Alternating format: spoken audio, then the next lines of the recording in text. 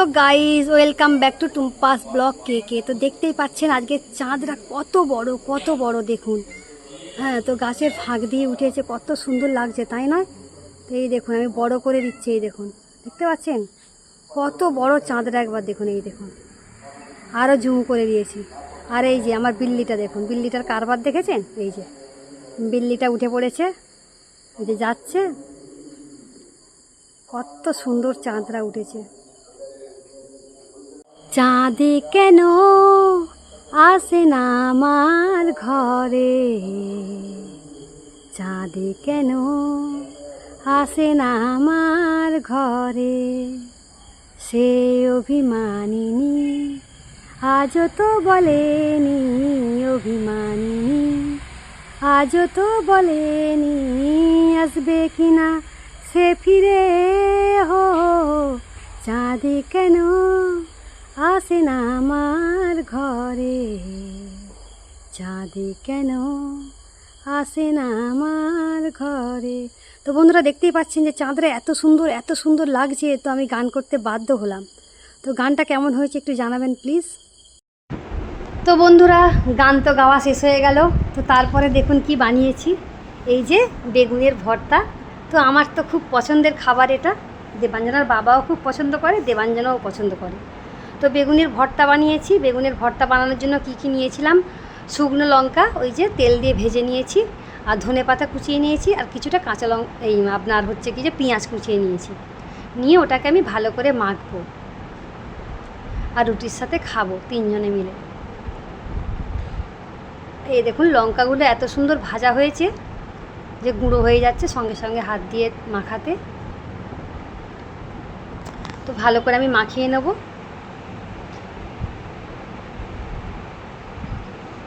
লবণটাও আমি একটুখানি তেলের সাথে ভেজে নিয়েছিলাম। আমাদের এখানে বন্ধুরা বড় বেগুন পাওয়া যায় না, এরম গোল গোল ছোট ছোট বেগুনই পাওয়া যায়। অনেক জায়গায় খুঁজেছি আমরা বড় বেগুন, কিন্তু কোনো দিন আমরা পাইনি। আমাদের দেশে যেমন বড় বড় লম্বা লম্বা বেগুন হয়, সাদা সাদা বেগুন হয়, ওই বেগুনগুলো এখানে পাওয়া যায় না। এখানে এই ছোটো ছোটো বেগুনগুলোই পাওয়া যায়। তো মাঝে মাঝে আমি এরকম করে ভর্তা বানিয়ে রুটি দিয়ে খাই। তো রাতের ডিনারের জন্য এটা করেছি।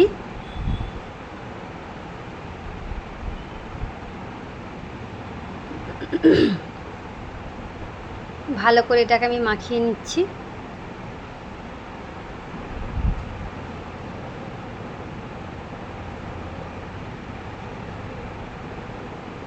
তো আমার মাখানো মোটামুটি কমপ্লিট হয়ে গেছে।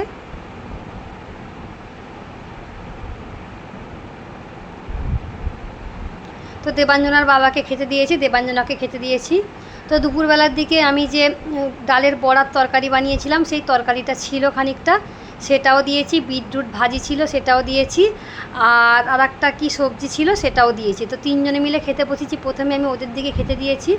তো দেবাঞ্জনা বলছে মা একটু ঝাল হয়ে গেছে, আর দেবাঞ্জনার বাবাও বলছে হ্যাঁ একটু ঝাল হয়ে গেছে, কিন্তু ঝাল ঝাল হলেও বেশ জিনিসটা ভালো লাগে।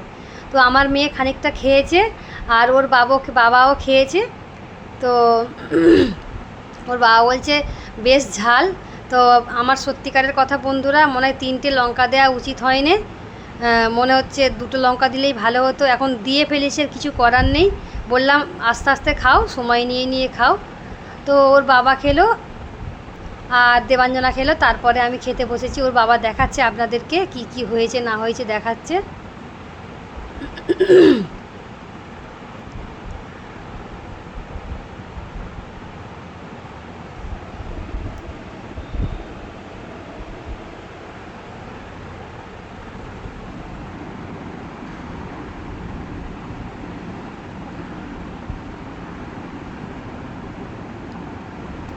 তো ওদের দুজনের খাওয়া কমপ্লিট হয়ে যাওয়ার পর আমি খেতে বসেছি।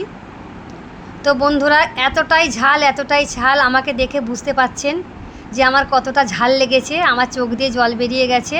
তো সেটাই আমি আপনাদেরকে শেয়ার করছি যে আমার কান জ্বালা করছে, প্লাস আমার মুখটাও জ্বলে যাচ্ছে, চোখ দিয়ে হু করে জল বেরিয়ে আসছে, এতটা ঝাল হয়েছে। কিন্তু তবুও খাওয়া ছাড়ছি না, কারণ মানে আমার পছন্দের জিনিস হয়েছে, তো সেই জন্য খাওয়াটা ছাড়তে ইচ্ছা করছে না।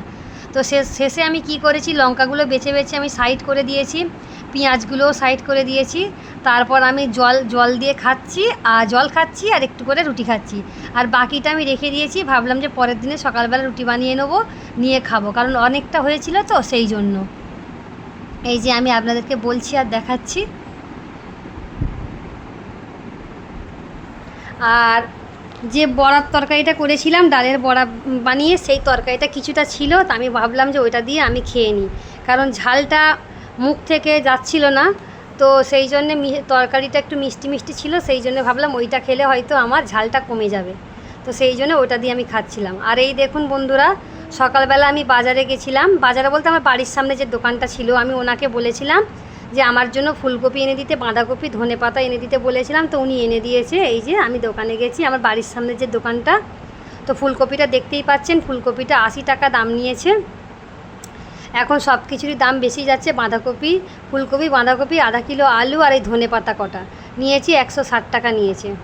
আর এই দেখুন গাছটাতে কি সুন্দর ফুল হয়েছে নয়? এই দেখুন লাল লাল, কি দারুণ কালার, লাল রঙের যে জবা ফুলটা হয় ওইটা হয়েছে ওই যে দোকানের সামনে। তো ভাবলাম যে কি একটু ভিডিও বানিয়ে নিই ওটা। এই যে কি সুন্দর ফুল গাছগুলো হয়েছে।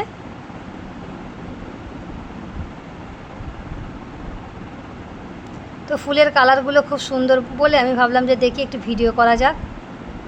আর এই দেখুন বন্ধুরা, দুপুরবেলা রান্নার জন্য কি কি নিয়েছি একবার দেখুন। এই যে টমেটো, কাঁচা লঙ্কা, ধনেপাতা, পেঁয়াজ, আলু, আদা, রসুন, ফুলকপি, ডিম সব কিছু রেডি করে নিয়েছি। এই দেখুন। আর ডিমগুলোকে ভাজবো বলে সেই জন্য আমি ডিমগুলোকে মানে ছুরি দিয়ে কেটে কেটে দিয়েছি, কারণ আগের দিনে ডিম গোটা গোটা দিয়ে ভেজেছিলাম, তো ডিমগুলো ফেটে বাস্ট হয়ে গায়েতে পড়েছিল। সেই জন্য আমি ডিমগুলো আজকের একটু চিড়ে চিড়ে দিয়েছি। এই দেখুন, দেখতে পাচ্ছেন, একটু চিড়ে দিয়েছি যাতে না ফাটে ভাজার সময়। তো আজকের রেসিপিটা আমি দেখাতে চেয়েছি যে ফুলকপি দিয়ে, আলু দিয়ে আর ডিম দিয়ে তরকারিটা। তো রেসিপিটা যদি ভালো লাগে অবশ্যই আপনারা ফলো করবেন, রেসিপিটা একবার বানিয়ে করে দেখবেন।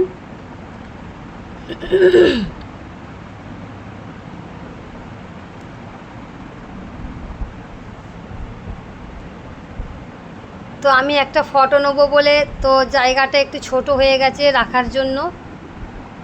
তো আমি ফুলকপিটাকে হালকা করে একটু ভাপিয়ে নিয়েছিলাম, কারণ কেরালা তো সারা বছরই ফুলকপি পাওয়া যায়। তো ভাবলাম একটু ভাপিয়ে নেওয়ার দরকার আছে, সেই জন্য আমি একটু গরম জলে ভাপিয়ে নিয়ে জল ঝাড়িয়ে নিয়েছিলাম। আর এই দেখুন সবগুলো একটা থালায় রেখে আমি একটা সেলফি নিয়েছিলাম। আর এই দিকের একটা কড়াতে আমি ডিমগুলো ভেজে নিয়েছি হালকা করে। আর এই দিকের কড়াতে আমি 5 ফোড়ন দিয়েছি, তেজপাতা, শুকনো লঙ্কা দিয়ে এটা আমি একটুখানি গরম করে নিয়ে এর মধ্যে সবজিগুলো তুলে দেবো।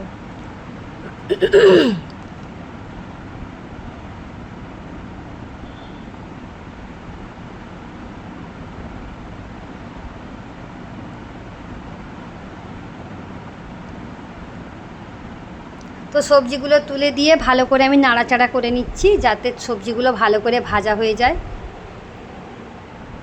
একটু হালকা করে নুন ছড়িয়ে দিয়েছিলাম যাতে তাড়াতাড়ি ভাজাটা হয়ে যায়। তো সব কিছু ভাজা হয়ে যাবার পর ওর মধ্যে আমি এই যে আদা রসুন মানে বাটা, টমেটো, ধনেপাতা এইগুলো আমি একটার পর একটা দিয়ে দিলাম। তারপরে লঙ্কা গুঁড়ো, হলুদ গুঁড়ো, হালকা করে চিনি এইগুলো দিয়ে দিয়েছিলাম। দিয়ে ভালো করে কষিয়ে নিয়ে তারপর জল ঢেলে একটা ফুট হয়ে যাওয়ার পর তারপর আমি ডিমগুলো তুলে দিয়েছিলাম। তো আপনারা দেখলেই বুঝতে পারবেন কিভাবে বানিয়েছি।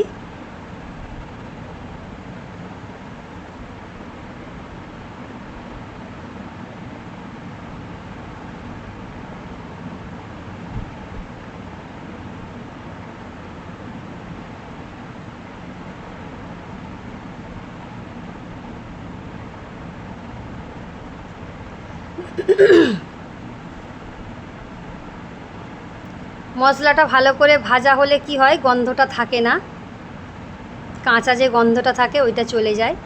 মশলাটা ভালো করে কষাতে হবে।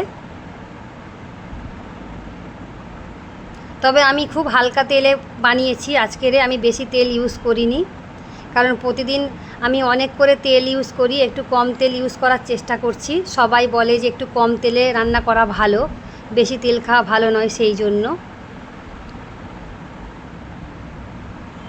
তো কষানো ওই যে হয়ে গেছে, হালকা করে জল দিয়ে হালকা করে দেখুন 8 চামচের মতো চিনিও দিয়েছি, দিয়ে ভালো করে এটাকে আমি কষিয়ে নিয়েছি।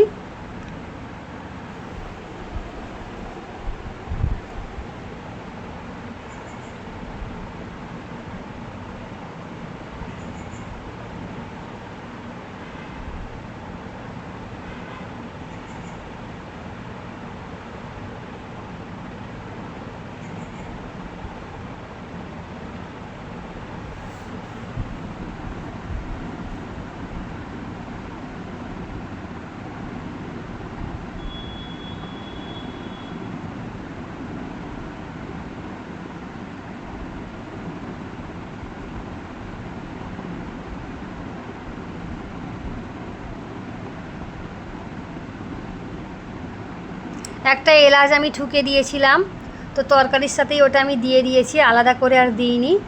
ওইটা দিয়ে ভালো করে কষিয়ে নিয়ে জল ঢেলে দিয়েছিলাম।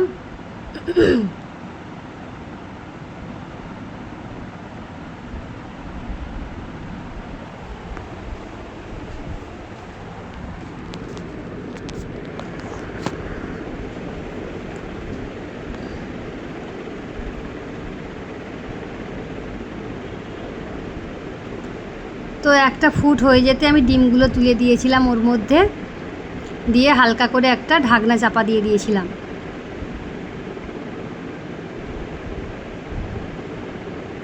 এই দেখুন তরকারিটা আমার রেডি হয়ে গেছে। তো ডিমগুলো আমি ওপরে দিয়ে সাজিয়ে দিয়েছি। আর তারপরে বন্ধুরা আর একটা রেসিপি বানিয়েছিলাম, সেই রেসিপিটা ভাবলাম আপনাদের সাথে শেয়ার করব।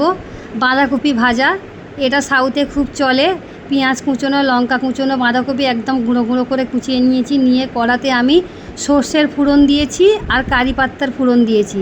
তো এর সাথে নারকেল কুড়ো দিলে খুবই ভালো লাগে, কিন্তু আমি নারকেল কুড়োটা দিইনি, কারণ আমার মেয়ে বলল মা নারকেল দিতে হবে না, আমার শুধু খেতেই ভালো লাগে।